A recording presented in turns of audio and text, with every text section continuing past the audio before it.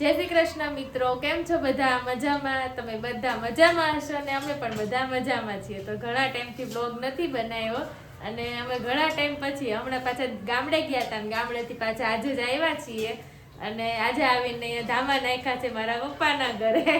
તો અત્યારે જો મારી મમ્મી એટલા બધા ખુશ થઈ ગયા ને તો એને અમારી માટે બનાવ્યા છે પકોડા.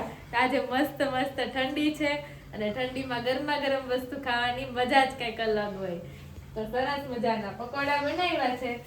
જો અહીંયા પકોડા રેડી કર્યા છે ને અહીંયા તળાઈને રેડી થઈ રહ્યા છે અને અહીંયા તળાઈ રહ્યા છે.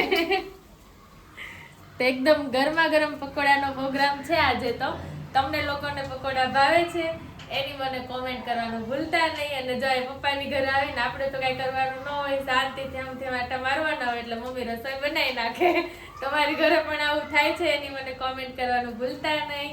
તમને પકોડા ભાવે છે એની પણ કોમેન્ટ કરજો. આપણે આવતા વ્લોગમાં ફરી મળશું. ત્યાં સુધી બાય બાય, ટેક કેર.